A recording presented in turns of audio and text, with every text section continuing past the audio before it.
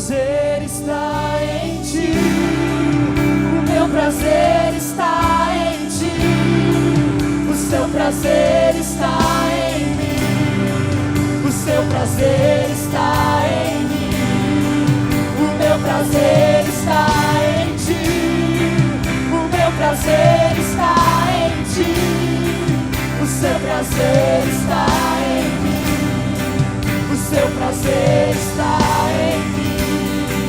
O meu prazer está em ti, o meu prazer está em ti, o seu prazer está em mim, o seu prazer está em mim, o meu prazer está.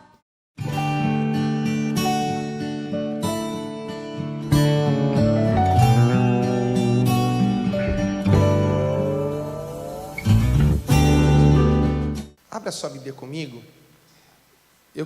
A gente está no último domingo desse mês, do mês da responsabilidade. Deus tem nos levado a buscar responsabilidade, tem falado conosco, e eu queria ministrar algo que Deus me deu, um compilado daquilo que a gente recebeu essa semana, do Senhor, aqui na igreja, sendo ministrado.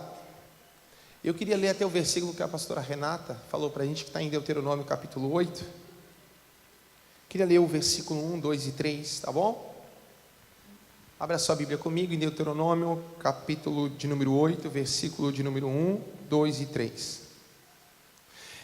Tereis muito cuidado em cumprir todos os mandamentos que vos ordeno, para que vivais e vos multipliqueis, e entreis na posse da terra que o Senhor, com juramento, prometeu a vossos pais. Lembre-se de como o Senhor, o seu Deus, os conduziu por todo o caminho do deserto durante estes 40 anos, para humilhá-los, pô-los à prova, a fim de conhecer suas intenções, se iriam obedecer os seus mandamentos ou não. Assim ele os humilhou e os deixou passar fome, mas depois os sustentou com maná, que nem vocês, nem os seus antepassados conheciam, para mostrar-lhe que nem só de pão viverá o homem, mas de toda a palavra que procede da boca do Senhor. Amém? Eu queria que você começasse essa ministração fazendo uma pergunta para o seu irmão. Você conhece Deus?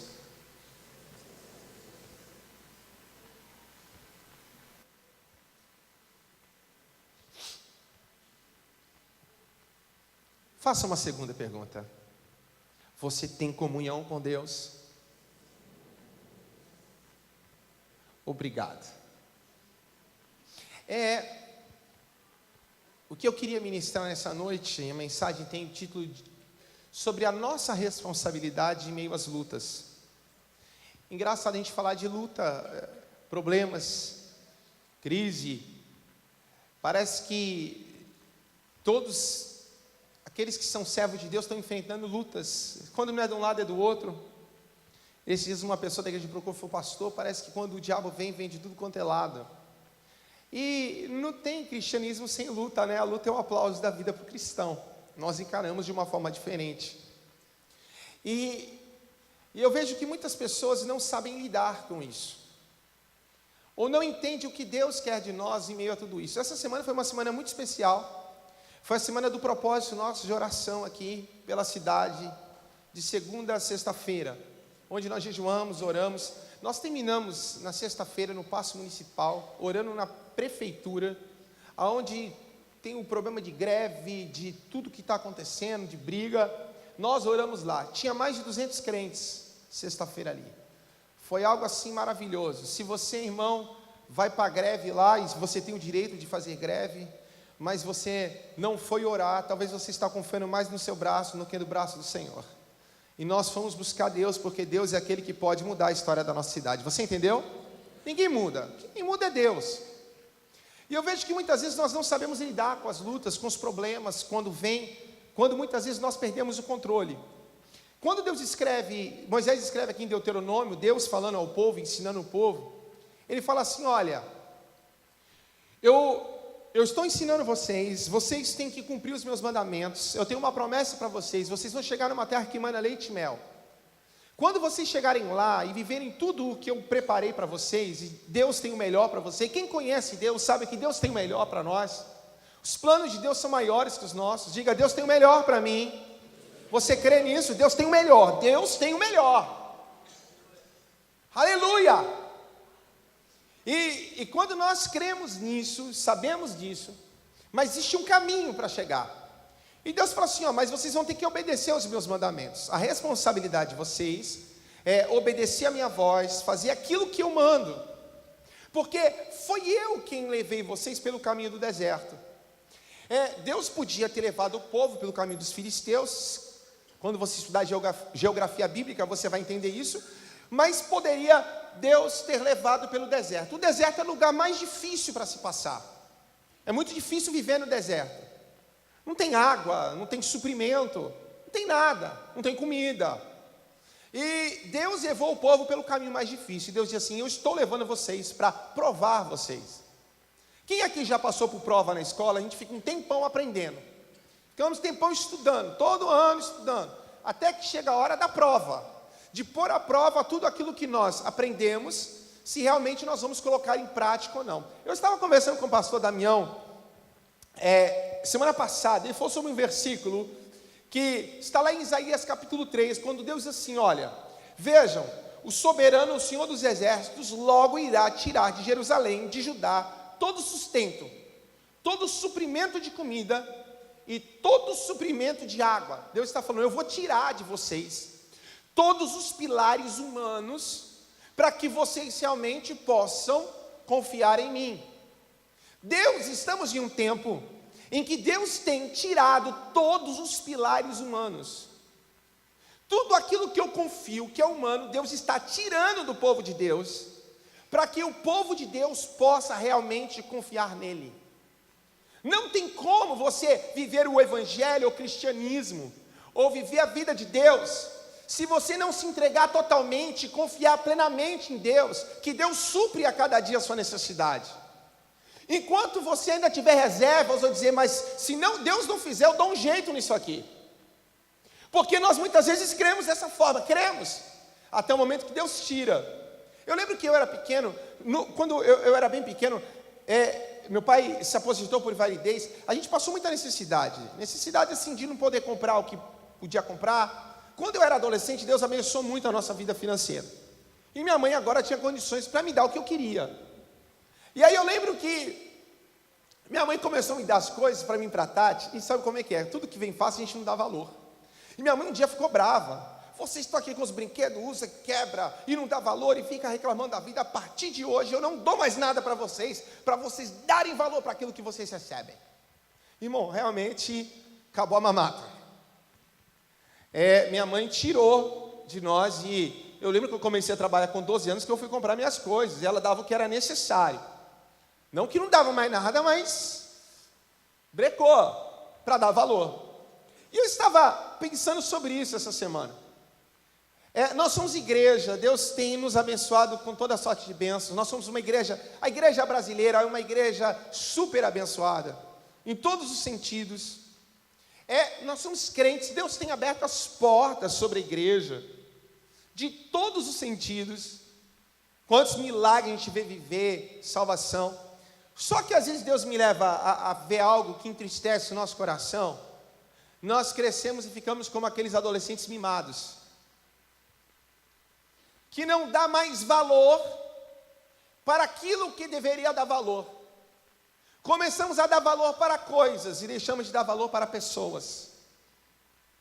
Valorizamos muito o que temos e deixamos de dar valor para aquilo que, na verdade, é o nosso maior bem, que é a presença de Deus em nosso meio. E como somos bons filhos e Deus é um bom pai, chega um momento em que o pai tem que ensinar o filho e provar o filho, para saber se o coração do filho está nas coisas, ou o coração do filho está no pai. E é nesse momento que Deus nos ensina. A Bíblia diz que Deus dirige o povo para o deserto, para ver aquilo que estava no coração deles. Nós estudamos, nós temos a oportunidade de ter a Bíblia aqui, Estava falando para os meninos, quando eu vou estudar, eu pego 4 versões e estudo. Tem lugares que as pessoas não podem nem conhecer a palavra, nem ouvir falar, não se pode pregar como se prega aqui. Então a gente não dá valor. Tem gente aqui que é turista na igreja, vem de vez em quando no culto, não tem comprometimento nenhum com Deus, irmão. Você diz que é crente, mas crente não sei aonde. Não tem comprometimento com Deus, não tem comprometimento com a palavra, com o reino. E nós estamos passando um tempo em que Deus levou o seu povo para o deserto. Deus nos leva para o meio da luta, Deus nos leva para o meio da batalha. Está difícil, irmão? Tu está passando por luta? Quem conhece Deus dá glória a Deus. Porque a luta tem que ser para mim glorificar o Senhor. Uau, que batalha linda! Que gigante que Deus colocou na minha frente, vou passar por cima dele. Porque quem conhece Deus, ele olha para o gigante para cair. Mas aí eu vejo que a igreja se tornou aquela igreja que não conhece Deus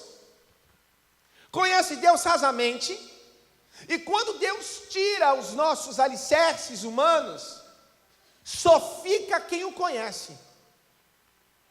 Só permanece quem tem comunhão e relacionamento com Ele. Então na luta você vai ter que conhecer Deus e aí botar em prática tudo que você aprendeu. Não tem como enganar, entendeu? Como dizer que é crente de vez em quando. Não tem. Quem passa por luta ou aperto, a crise, quando aperta mesmo sabe. Ou a gente busca Deus ou se lasca. E nós chegamos a esse ponto. Mas por quê? Porque Deus quer provar o nosso coração. Aonde está o teu coração? Eu estou aqui quando eu tenho coisas. Mas quando eu não tenho coisa, será que eu vou continuar aqui? Eu estou aqui enquanto eu tenho emprego, eu tenho motivo para celebrar. E quando o emprego faltar, será que eu continuarei celebrando ao Senhor? Eu estou aqui porque tudo vai bem. E quando as coisas ficarem ruins, será que você vai celebrar ao Senhor? Aonde está o teu coração? Aonde está o coração da igreja? Então a primeira coisa que Deus espera de nós é que nós sejamos aprovados. E essa aprovação não é uma aprovação de um estereótipo.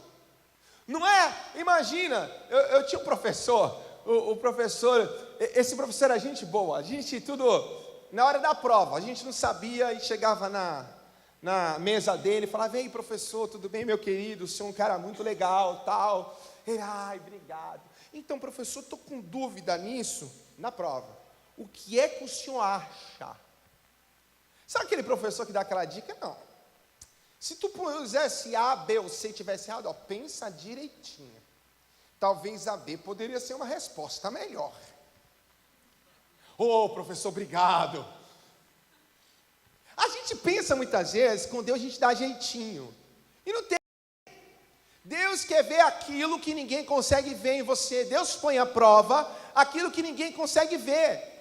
Que os nossos amigos não veem, que a igreja não consegue perceber em nós, mas está no nosso coração. E o momento todo em que ouvimos a palavra é para que nós possamos colocar ela em prática. Para que nós possamos ser cristãos na prática, no exercício do ofício, no exercício de quem conhece Deus. Porque se você não for aprovado por Deus, e a Bíblia diz que os ímpios não permanecem na congregação dos justos, mas aqueles que são fiéis ao Senhor, aqueles que são justos, esses vão permanecer para sempre na casa de Deus. Sabe o que é isso? Eu vou permanecer porque eu pratico a palavra de Deus. Se eu não praticar a palavra de Deus, eu posso estar na casa de Deus, mas a Bíblia me chama de ímpio. E eu não vou durar muito tempo. Por quê? Porque a minha vida, ela nunca foi a prática do Evangelho. Foi apenas uma teoria. E aí Deus diz para o profeta, eles ouvem o que você fala, e aquilo que você fala é para eles como uma poesia, só como poesia. Já viu? Tem gente que vem na igreja e fala assim: rapaz, é tão gostosa essa igreja, eu sinto uma paz, no domingo é tão gostoso, olha, eu vou embora flutuando, mas não muda de vida. Não põe em prática a palavra de Deus, porque a palavra chega aos ouvidos, mas não entra no coração. E na luta, nós somos provados, e nós somos provados naquilo que está dentro de nós. Deus tira os nossos alicerces para saber quem nós somos, qual a nossa intenção. Você é como aquele filho mimado que está pegado às coisas, o seu coração está firmado no Pai, porque você confia no Pai, e sabe que o Pai não vai te deixar, mas o Pai cuida de você. Sabe, bom não é o que a gente conquista, bom é quem está conosco, amém? Quando somos provados, Deus nos prova, para que a gente possa chegar ao outro lado. Deus falou: eu vou cumprir o que eu prometi para vocês, vai acontecer, vocês vão chegar na terra prometida, só que estou levando vocês para o deserto para provar. Vocês vão ver que aquele povo que saiu do Egito, só 2 entraram na terra prometida, Josué e Caleb. O resto morreu no deserto. Tem gente morrendo pelo caminho, porque não põe em prática aquilo que ouve. Bonito é ouvir, melhor é pôr em prática. É mudar de vida, transformar. Deus está nos apertando. Olha para o seu irmão e diga assim: Deus está nos apertando, irmão. Se liga. Acorda aí. Desperta. Se ligou ainda não? Deus está nos apertando. Ou morre no deserto ou chega na terra prometida. Depende do quê? Se aprovado. Aprovado como? No coração. Deus sonda o nosso coração. Felipe começou lendo aqui o Salmo de número 139. Senhor, tu me sondas e me conheces. E ele diz assim: vê se há em mim algum caminho mau, e me guia por caminhos eternos. Por quê? Porque nós temos caminhos maus. E muitas vezes nós estamos andando por caminhos maus. E esses caminhos maus que nós possuímos, e muitas vezes não sabemos, nos levam à morte. Mas Deus tem caminhos de eternidade para a sua igreja. Ele diz: Senhor, vê se há em mim algum caminho mau, me tira e me leva por caminhos eternos. Deus tem um caminho de eternidade para o seu povo. Deus tem um caminho para que nós possamos chegar no céu. Aleluia, no céu. Glória a Deus. Então eu preciso que Deus veja em mim qual caminho precisa ser mudado. A nossa primeira responsabilidade é ser aprovado. Ser aprovado. Como você tem agido em minha prova? Será que você tem olhado para você e falado do Senhor? O Senhor tem se agradado de mim? Qual nota você dá para você como filho, irmão? Quem é pai e mãe aqui, levanta a mão. Aí, então vocês podem avaliar a nota do filho. Você sabe agora o que é ser pai e o que é ser filho. Sabe o que o pai sente, a mãe sente e o que o filho sente. Aí eu pergunto para você, dá uma nota para você como filho de Deus? Nós temos expressado pai ou não? Senhor, me sonda, vem em mim. Quais são os caminhos maus que eu tenho? Me guia por caminhos de eternidade. Deus tem um caminho para você em meio ao deserto, amém? Mas é tão legal que no deserto, onde o povo é provado, é um lugar onde Deus se revela ao povo. A mesma luta que nos prova é a mesma luta que nos promove. A mesma luta que enfrentamos, e é por isso que eu digo, quando você olhar para a luta, você não tem que olhar com desespero, com tristeza, você tem que olhar com alegria, porque a mesma luta que lhe prova é a mesma luta que lhe promove. Se eu passar, serei promovido. E quando Deus leva o povo nesse caminho difícil, você vai ver que Deus não deixa faltar nada para o povo. O povo conhece uma coisa que ninguém tinha conhecido, que se chamava maná. Maná, a tradução quer dizer, o que é isso? Eu não sei, era um negócio que caía do céu e alimentava eles todo dia, e eles não podiam guardar, eles tinham a porção deles todo dia, se guardasse estragava. Eles começaram a conhecer coisas, eles viram que Deus os acompanhava, a roupa não estragava, e agora eles começam a ter experiências com Deus, e ali no deserto eles são provados, porque se guardasse o maná, ele estragava, então eles tinham que comer a sua porção, e esperar que no dia seguinte, Deus mandasse para eles novamente a porção do dia seguinte. Porque o que nós queremos? Nós queremos segurança. Todo homem procura segurança. Só que muitas vezes nós estamos procurando segurança em coisas materiais. Coisas materiais não nos trazem segurança. Mas Cristo é o nosso lugar seguro. Lembra? Semana passada, Ele é o nosso refúgio e fortaleza. Ele é a rocha angular ao qual fomos edificados. Segurança você não encontra em dinheiro. Segurança você não encontra tendo um bom convênio médico. Segurança você encontra em Cristo Jesus. E aí, você vai ver que a segunda responsabilidade que Deus nos dá é a responsabilidade de ter fé. Deus faz, cabe a mim ter fé. A simples atitude deles não guardar o maná para o dia seguinte, era uma ação de fé que Deus queria deles. Que eles confiassem que Deus ia prover no dia seguinte a provisão do próximo dia. Você entendeu? Era uma atitude de fé. E fé, sendo falada, é muito fácil. O problema da fé não é falar que tem fé, é ter a atitude de fé. A Bíblia diz assim, que sem fé é impossível agradar a Deus. Vamos ler esse versículo? Hebreus 11:6. Não, melhor, repita comigo. Diga assim, sem fé é impossível agradar a Deus, pois quem dele se aproxima precisa crer que Ele existe e que recompensa aqueles que o buscam. Então, o escritor de Hebreus está falando, sem fé, nós estamos aqui, sem fé não tem como agradar a Deus. Eu tenho que entender que todo aquele que se aproxima de Deus, ele precisa crer, primeiro, que Deus existe.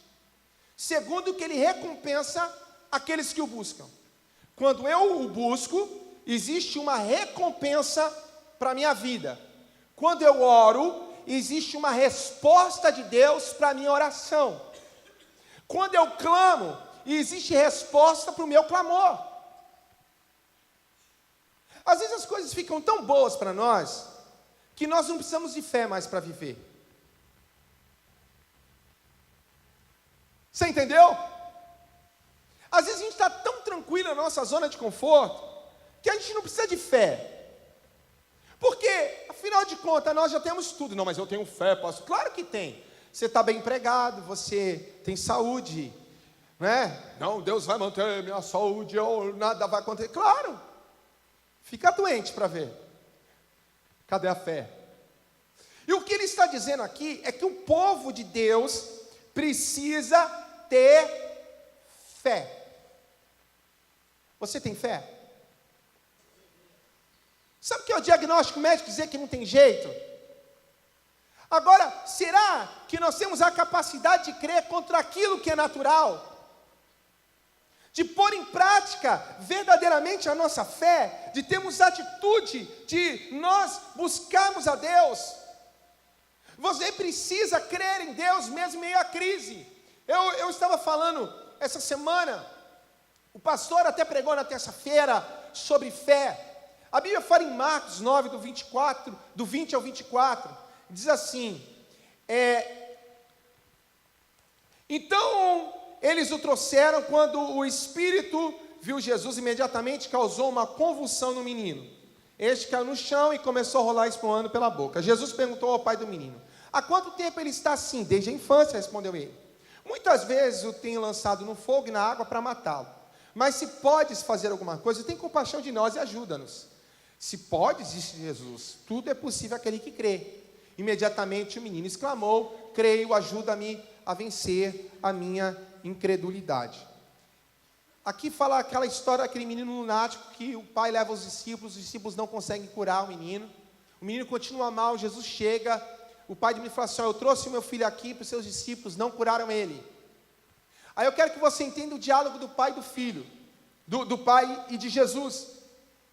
Diz que quando Jesus Cristo, ele chega e traz o menino para ele, quando o espírito imundo viu o menino, viu Jesus, diz que imediatamente o menino caiu no chão e teve convulsão. Você já viu alguém tendo convulsão? Gente, é muito feio, dá nervoso, a gente fica apavorado, fala, o cara vai morrer, é muito feio. Imagina, e quando aquele menino vê Jesus, o Espírito joga ele no chão, ele cai no chão, começa a rolar, espuma pela boca. Quantas vezes o pai já tinha visto aquilo, o pai fica apavorado. Aí Jesus, muito naturalmente, sem talvez ficar apavorado, porque a gente não olhar já, ai meu Deus, Jesus tem misericórdia. Não, Jesus calmo, tranquilo.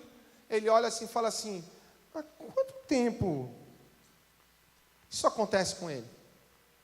Irmão, o pai devia estar, ai Jesus, segura a língua, não sei o quê. Jesus, calma. Há quanto tempo isso acontece com ele? Desde a infância.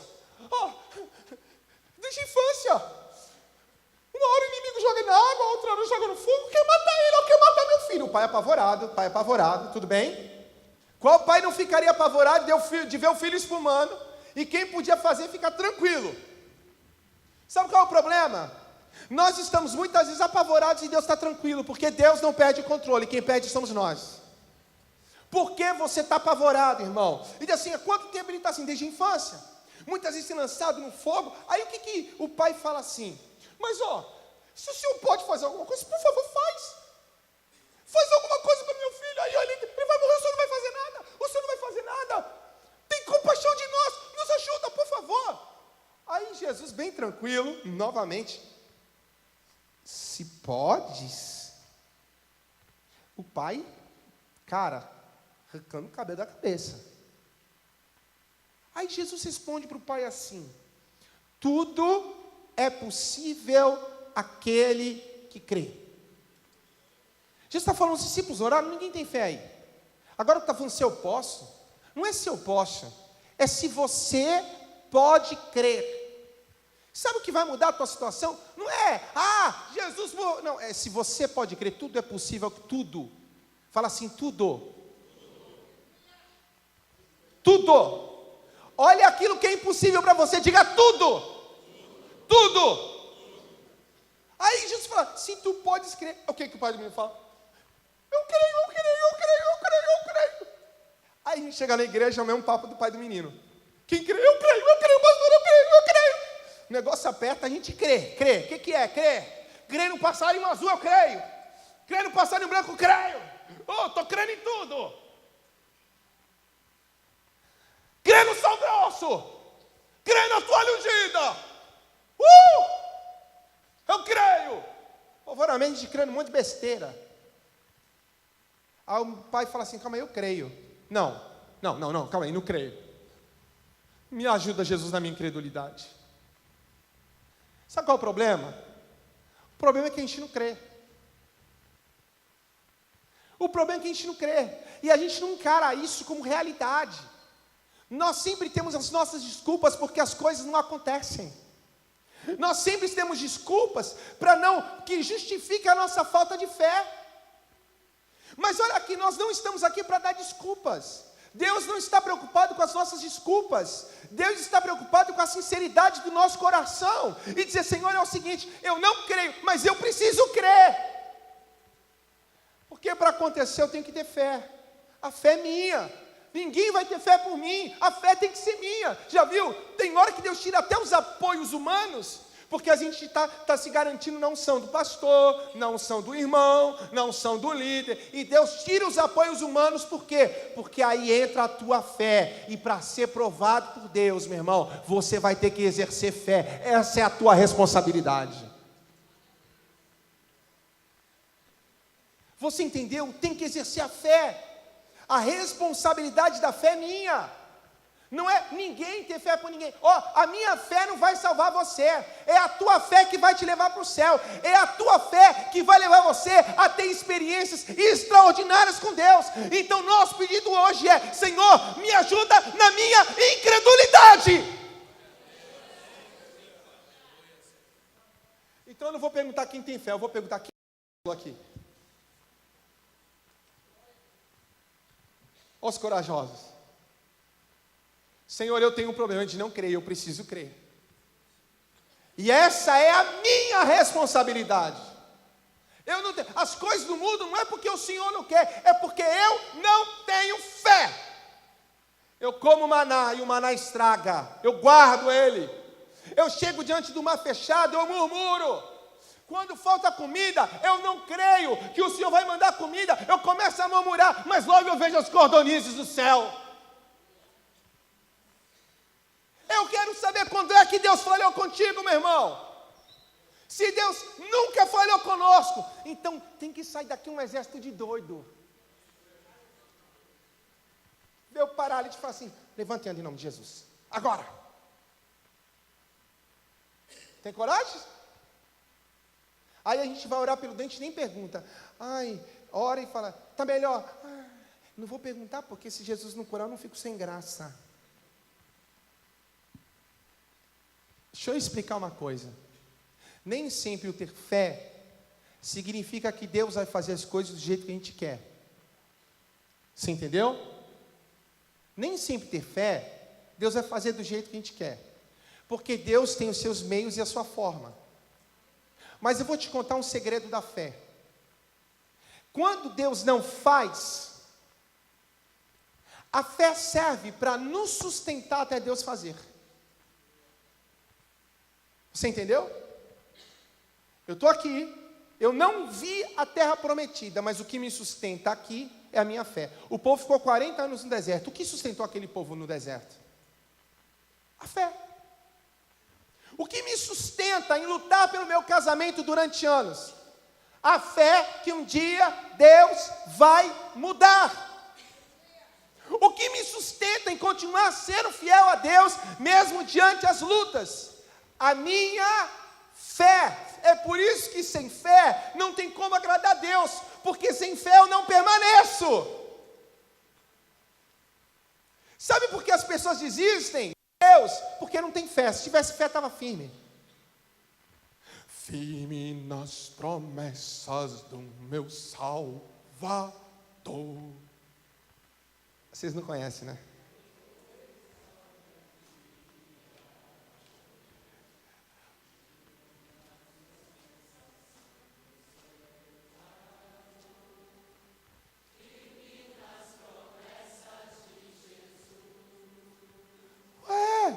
Promessa, não vi, mas me sustenta até que eu chegue lá.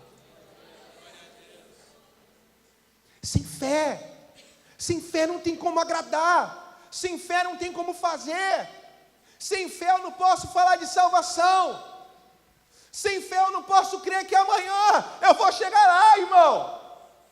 Tem gente vivendo pelo hoje. Eu não vivo pelo hoje, eu vivo pela eternidade. A igreja não tem que viver pelo hoje, a igreja tem que viver pela eternidade. Quantas vezes somos contrariados, nós somos feridos, mas essa é a hora que o Pai se revela Pai em nós. Olha aqui o amor de Deus por nós. Quem tem filho pequeno sabe, às vezes a Nicole há pouco tempo estava doente, aí criança doente fica toda chatinha, né? Aí tu pega, eu pegava ela no colo, acorda à noite, aí filhinha, fica no colo do papai, ela acorda chorando, ai bebê, papai está aqui. E nem sempre quando a criança está saudável, porque quando está saudável ela só corre, pula igual doida, e pá, corre aqui e ali. A gente tem tempo para expressar o amor. Quando uma criança está doente, a gente tem tempo. Porque quando ela está doente, ela fica no colo, quando ela está doente, ela recebe carinho, recebe remédio na boquinha. Não é que você não ama, você ama ela. Mas muitas vezes você não tem tempo para expressar esse amor com carinho. Sabe por que muitas vezes Deus não atende aquilo que nós queremos que Ele atenda? Porque Ele não faz aquilo que nós queremos que Ele faça. Isso é um tempo que Deus tem feito muitas vezes isso na vida de pessoas. Por que você se pergunta, Deus, por quê? Porque esse é o momento que você está ferido, esse é o momento que você está machucado, esse é o momento que o Pai quer revelar a você o amor dEle pela sua vida. É o momento que Ele vai te pegar no colo e falar, vem cá, filho, vem no meu colo, deixa eu dar um beijinho em você. Deixa eu fazer carinho em você. Já sentiu o carinho do Pai? Já sentiu o amor do Pai? Amor do Pai, a gente sente, são nos momentos de dificuldade, são nos momentos de solidão, que nós somos carregados pelo Senhor. É como Ele diz, quantas vezes eu quis fazer com vocês, como a galinha faz com seus pintinhos, colocá-los debaixo das minhas asas. Olha aqui, querido, o que Deus quer fazer contigo, é te carregar debaixo das suas asas. O que Deus quer fazer contigo, é mostrar o carinho do suprimento, que Ele está com você e não te abandona. Se joga nos braços do Pai. Senhor, se não aconteceu é porque o Senhor sabe, é porque o Senhor quer estar mais perto de mim. Aí você está lá, se sente Deus, anda, Deus está te, vai cair, eu vou segurar, eu vou abençoar. Oh, filhinho chegado do papai. É que a gente fica tão independente, a gente cresce e fica longe do Pai. Há um tempo atrás eu estava doente, aí eu cheguei em casa, estava doente, Renatinha lá em casa, e Renatinha, ai Fê, eu vou fazer um café para você. Aí vem minha mãe, Felipe, eu vou fazer uma sopinha para você. Eu, ai, que dor. Ai. Renatinha, o que foi, Felipe, tá morrendo? Eu falei, não, é que eu gostoso. Você fala, ai. Se você entender como é gostoso o amor do Pai, você vai ficar, ai papai, ai Jesus me carrega quando eu não consigo andar. Às vezes eu vou sair com a Nicole na rua, e Nicole fala assim, papai eu quero colo, é longe demais, demora muito, me carrega no colo. O que eu faço como bom pai?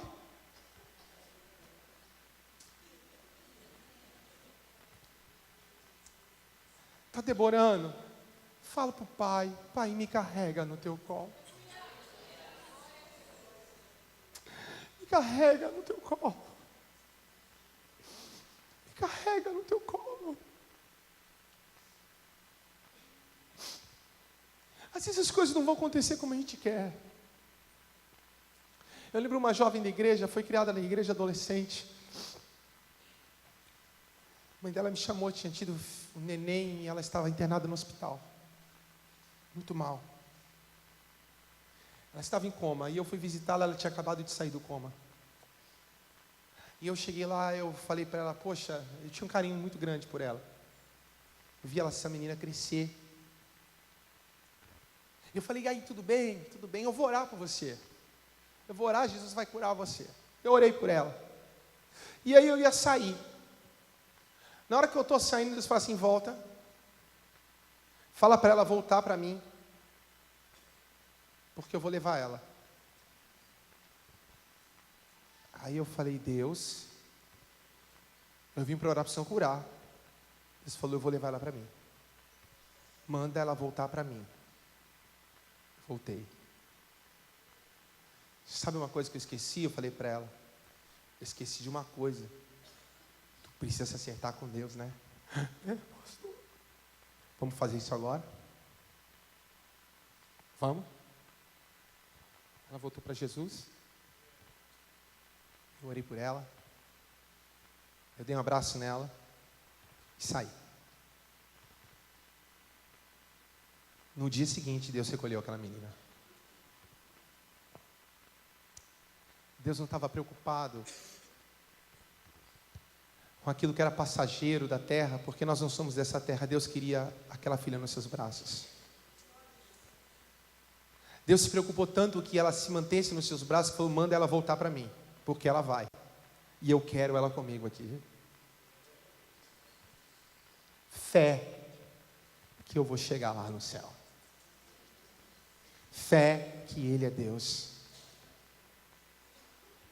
A minha responsabilidade não é só de ter fé, irmão. A gente tem pouca fé. Quem conhece o Senhor ousa. É igual quem era moleque ia brigar, né? Aí sempre tem um irmão mais velho, chama o irmão mais velho, vai chamar um amigo para brigar. O que é? Vou chamar meu irmão. Eu não tinha irmão para chamar, eu chamava o Marivaldo. Aí o que é? Vou chamar meu cunhado, tal. Aí o cunhado, um dia uns meninos me bateram, aí eu falei, vou voltar aí com meu cunhado. Aí os caras tudo maior que eu, voltei com meu cunhado dando guarda. Hoje ele está gordinho, mas ele era fortinho. Casa de academia. Eu falei, e agora aí, quem é que vai me bater? Mó fé, irmão. A minha fé não estava em mim. A minha fé estava firmada nele. E eu falei, não corre. Aí, a gente esquece do tamanho do nosso irmão mais velho, que é Jesus. Já viu o tamanho dele?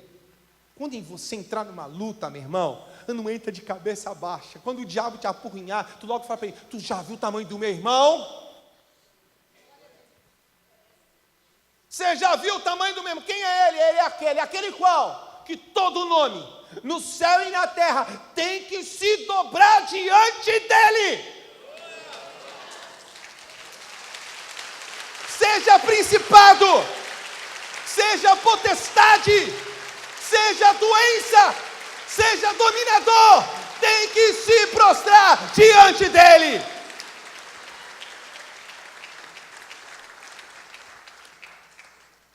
Nossa fé está nele.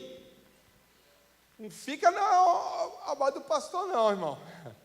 Pastor magrinho, pequenininho. Mas Deus é poderoso. Uau! Terceira responsabilidade nossa de perseverar.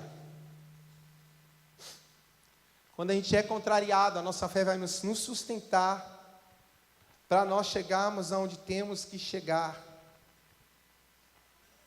Eu tenho que perseverar. O que sustentou e fez Abraão perseverar até o cumprimento da promessa, com 100 anos. Imagina Abraão velho, irmão, Abraão já não dava mais, entendeu? Velhinho, Deus falou, vou te dar um filho. Sara ri, irmão. Porque Sara ri? Sara conhecia Abraão. Abraão estava velhinho, mas Abraão perseverou até Deus cumprir a promessa. O que fez ele perseverar foi a fé. O que fez Sadraque, Mesaque e Abidnego, porque às vezes Deus não vai nos livrar da fornalha, Deus vai nos livrar na fornalha. E o que fez aqueles 3 homens perseverar na fornalha foi a fé que eles tinham em Deus. O que fez Daniel perseverar na cova dos leões, não abandonar o Senhor, é a fé que ele tinha. A igreja precisa perseverar. Não aconteceu hoje, vai acontecer amanhã. Não aconteceu amanhã, depois da manhã vai acontecer. Todo dia eu acordo orando, o Senhor faz. E todo dia a mesma oração o Senhor faz. E eu não vou parar enquanto não acontecer. Mas a gente desiste e fala, não, às vezes não é a vontade de Deus. Acho que não é a vontade de Deus, irmão, que tu vá para o céu. Deve ser a vontade de Deus curar você, não. É vontade de Deus mudar a tua vida, não, né?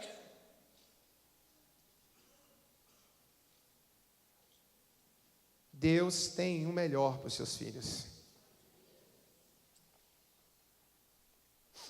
Da promessa ao cumprimento, eu preciso perseverar. Qual o cumprimento da promessa? Chegar na terra prometida. Cadê a terra prometida? Olha para o céu. Ah, não dá, né? Tem um teto. Tenta olhar, imaginar. Olha para cima. Enquanto não chegarmos lá, não podemos parar. Aleluia. O que Jó diz? Olha o que Jó diz. Sua ira se acendeu contra mim, ele me vê como inimigo, suas tropas avançam poderosamente, cercam-me e acampam ao redor da minha tenda. Ele afastou de mim os meus irmãos, até os meus conhecidos estão longe de mim. Os meus parentes me abandonaram, os meus amigos esqueceram-se de mim. Os meus hóspedes e minhas servas consideram-me estrangeiro, veem-me como estranho. Chamo meu servo, ele não me responde, ainda que eu implore pessoalmente. Jó está falando dele, dos servos que não respondiam a ele. Minha mulher me acha repugnante.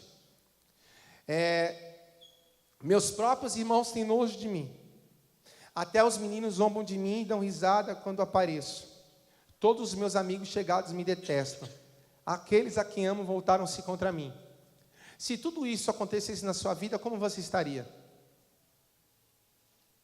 Como, irmão? Como? Aí Jó continua falando.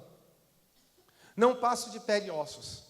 Só escapei com a pele dos meus dentes. Misericórdia, meus amigos, misericórdia. Pois a mão de Deus me feriu. Por que vocês me perseguem como Deus o faz? Nunca vão saciar-se da minha carne. Aí ele começa a resposta que está dentro dele. Tudo ruim? Está difícil? Por que tanta maldade? Por que as coisas não dão certo? O pastor pregava na terça-feira, ele falava sobre Jó 42, e Deus mudou a sorte de Jó enquanto orava pelos seus amigos. Diz que Jó diz assim: antes eu te conhecia de ouvir falar, mas hoje eu te conheço porque os meus olhos te veem.